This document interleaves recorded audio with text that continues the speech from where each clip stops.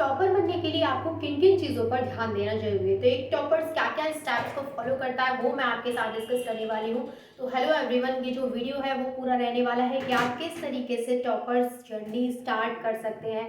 तो आप भी बन सकते हैं एक टॉपर। एंड ये जो जर्नी रहने वाली है इसमें सिर्फ और सिर्फ 5 स्टेप्स आपको फॉलो करने हैं। अगर आप इन 5 स्टेप को फॉलो करते हैं तो आप भी टॉपर्स की लिस्ट में आ जाएंगे। तो यहाँ पर ये 5 स्टेप बहुत ही सिंपल, बहुत ही इजी है, जिनको कि हर एक स्टूडेंट फॉलो कर सकता है। तो यहाँ पर मैं आपको 5 स्टेप बताने वाली हूँ जो हर एक टॉपर फॉलो करता है, लेकिन वो किसी को बताता नहीं है, वो अपनी चीज़ें शेयर नहीं करता है। वो हमेशा कुछ बोल देते हैं कि मैं 15 घंटे पढ़ता हूँ, कुछ बोल देते हैं कि मैं सिर्फ 2-3 घंटे पढ़ी, उतने में ही टॉप कर दिया। लेकिन ऐसा बिल्कुल भी नहीं है। पढ़ना एक अपनी जगह पर है, लेकिन किस तरीके से मैनेज करके कैसे पढ़ना है, कैसे प्रेजेंटेशन देनी है, वो सारी चीज़ें डिपेंड करती हैं टॉपर बनने के लिए। टॉपर पढ़ते तो सभी हैं। एक एक बच्चा ऐसा है जो पूरे दिन पढ़ रहा है और एक बच्चा ऐसा है कि सिर्फ 3 से 4 घंटे पढ़ के टॉप कर गया, तो उसमें कुछ तो खास बात होगी। ऐसा नहीं है कि वो 15 घंटे जो पढ़ रहा है उसने अच्छे से नहीं पढ़ा, या फिर जो 3-4 घंटे पढ़ रहा है उसी ने अच्छे से पढ़ा। सबसे मेन जो चीज़ होती है वो ये होती है कि आपने पढ़ा, लेकिन आपको किस तरीके से उसको रिप्रेजेंट करना है, किस तरीके से आपको पढ़ना है, टाइम को मैनेज करना है, आपको कॉपी कैसी लिखनी है, वो सारी चीज़ें मैं आपके साथ डिस्कस करने वाली हूँ इस वीडियो में। तो ये वीडियो आपको बनाने वाली है टॉपर। तो चलिए स्टार्ट करते हैं। तो यहाँ पर हम स्टार्ट कर रहे हैं 12th बोर्ड टॉपर जर्नी। तो यहाँ पर आप होंगे 2026 के टॉपर, तो आपको सिर्फ ये 5 स्टेप को फॉलो करना है। स्टेप 1 में आपको फाउंडेशन बनाना है। स्टेप 2 होता है स्मार्ट लर्निंग, क्योंकि टॉपर्स क्या करते हैं भाई, पहले फाउंडेशन बनाते हैं, स्टेप 2 में वो स्मार्ट लर्निंग करते हैं। कैसे करते हैं डिस्कस करेंगे।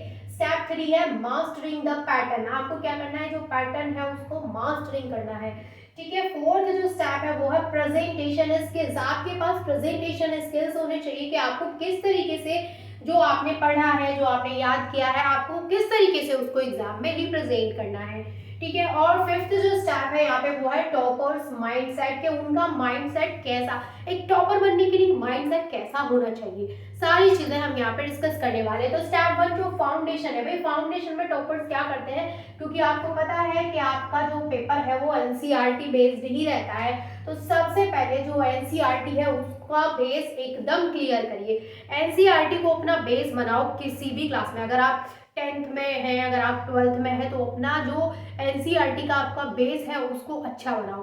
देखो क्लास 12th जो है वो सिर्फ एक क्लास नहीं, वो सिर्फ आपको पास नहीं करना है, वो आपके करियर का एक टर्निंग पॉइंट है जो कि आपके लिए बहुत ज़्यादा हेल्पफुल रहेगा फ्यूचर में। जितना आप अच्छे से इसको पास करेंगे वो उतना ही आपके लिए फ्यूचर में अच्छा रहेगा। ना तो आपको उतनी ज़्यादा मेहनत आगे करनी पड़ेगी, एंड बहुत ही इजीली, क्योंकि आप मार्क्स भी अच्छे गेन कर लेंगे, तो वो आपके लिए बहुत ज़्यादा हेल्पफुल रहने वाले हैं। तो यहाँ पर सबसे पहले वो अपना एनसीईआरटी को बेस बनाते हैं, यानी एनसीईआरटी को अपना स्ट्रॉन्ग करते हैं।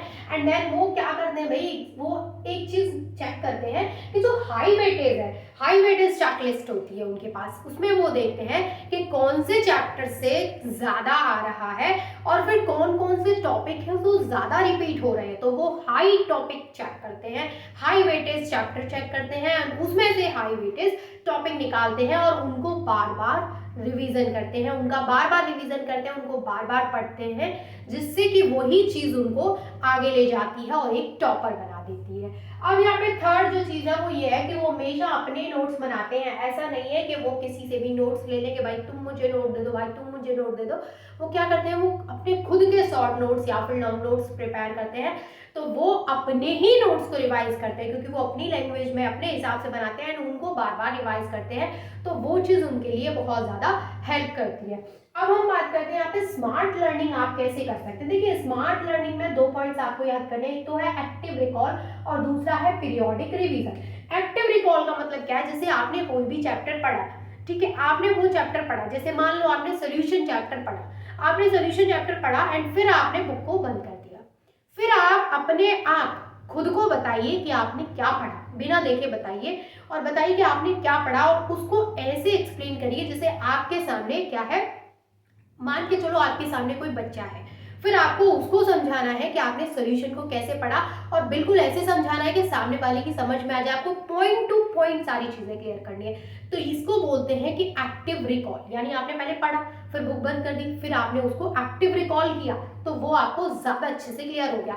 इसके बाद बात आती है यहाँ पे पीरियोडिक रिवीजन। पीरियोडिक रिवीजन क्या है, जैसे आपने आज कोई चीज पढ़ी तो आज पढ़ ली, अब आप बोर्ड से एक दिन पहले पढ़ेंगे तो डेफिनेटली आप उस चीज में कभी अच्छे मार्क्स नहीं ला पाएंगे, क्योंकि आपने आज पढ़ी, फिर आप बोर्ड से एक दिन पहले पढ़ेंगे तो आप उसको भूल जाएंगे। आपको क्या करना है कि यहाँ पे पीरियोडिक रिवीजन को फॉलो करना है। इसमें क्या होता है, देखो हमेशा टॉपर वही बनता है जो जितना ज्यादा रिवीजन कर लेता है। आप पीरियोडिक रिवीजन करेंगे, आपने आज पढ़ा, फिर 3 दिन बाद उसको रिवाइज किया, फिर 7 दिन बाद उसको रिवाइज किया, फिर एग्जाम से एक दिन पहले उसको रिवाइज किया। आप जितना ज्यादा गैप दे दे करके उसको रिवाइज करते रहेंगे टाइम टू टाइम, तो वो चीज आपकी इतनी स्ट्रांग हो जाएगी कि फिर आप उनको बस एक बार आपने क्वेश्चन देखा और आप आंसर बिना सोचे समझे लिख देंगे, आप इतने स्ट्रांग हो जाएंगे उस टॉपिक में। ठीक है, अब बात आती है यहाँ पे मास्टरिंग द पैटर्न, जो स्टेप 3 है, इसमें आपको फॉलो करना है मास्टरिंग द पैटर्न। इसमें आपको पीवाईक्यू सॉल्व करने हैं। भाई प्रीवियस ईयर के 10 इयर्स के क्वेश्चन पेपर उठाइए एंड वहां से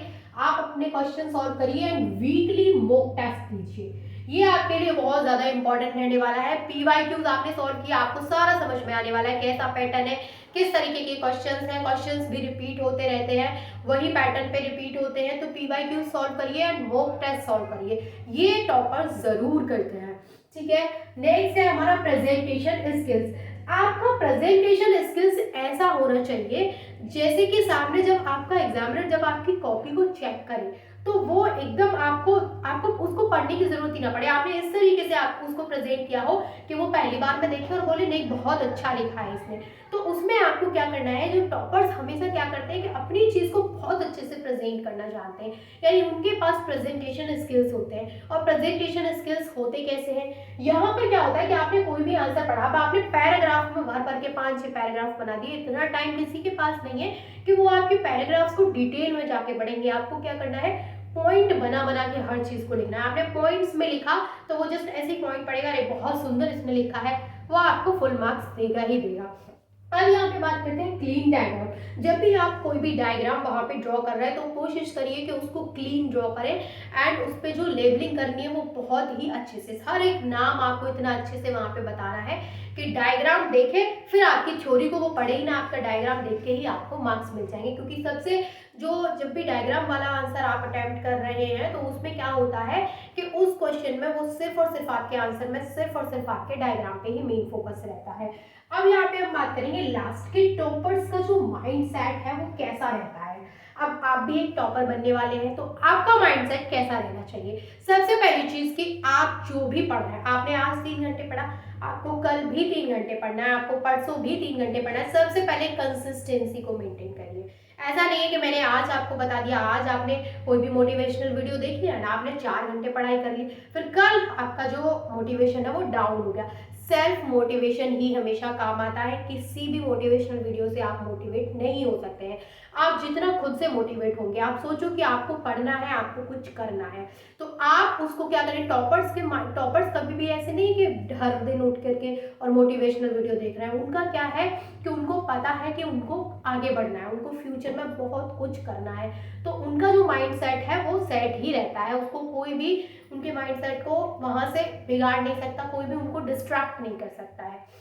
तो यहाँ पर कंसिस्टेंसी सबसे ज़्यादा इंपॉर्टेंट है एंड सोशल मीडिया से डिस्ट्रैक्शन बनाना भी बहुत ज़्यादा इंपॉर्टेंट है। सोशल मीडिया को आपको अवॉइड करना है। जितना आप आपके बोर्ड्स आने वाले हैं तो जितना आप सोशल मीडिया से दूर रहें वो आपके लिए उतना ही हेल्पफुल है। टॉपर्स ज़्यादा टाइम वेस्ट नहीं करते हैं इंस्टा और एफबी और व्हाट्सएप पे, वो क्या करते हैं ज़्यादा टाइम अपनी पढ़ाई को देते हैं। इनके लिए बहुत सारा टाइम है आपके पास, जब आप इन सारी चीज़ों को कर पाएंगे इजीली, और बहुत सारा टाइम इन्हीं चीज़ों के लिए होगा फिर आपके पास में। तो फिर उस टाइम में आप क्या करेंगे, अभी आपके पास पढ़ने का टाइम है तो अभी सिर्फ पढ़िए एंड देन जब आप फ्री रहेंगे तो आप इंस्टा व्हाट्सएप फेसबुक जो भी आपको चला रहा है आप सब कुछ यूज कर सकते हैं। एंड लास्ट ये है कि हेल्थ एंड स्लीप सबसे ज़्यादा इम्पॉर्टेंट है। पूरे अगर आप किसी भी चीज़ की तैयारी कर रहे हैं, 12th की 10th की या किसी भी कॉम्पिटिटिव एग्जाम की, तो सबसे ज़्यादा इम्पॉर्टेंट है कि आपका जो स्लीप है वो कम से कम 7 से 8 घंटे का होना ही चाहिए, तभी आप अपने आप को हेल्दी फील करा पाएंगे।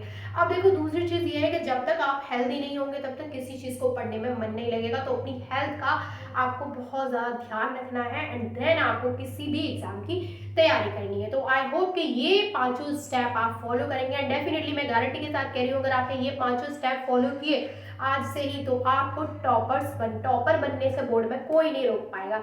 एंड आई होप कि ये वीडियो आपके लिए बहुत ज़्यादा हेल्पफुल रहने वाली है एंड आप इन सारी चीज़ों को फॉलो करेंगे and all the best for your board exams and thank you so much for watching this video.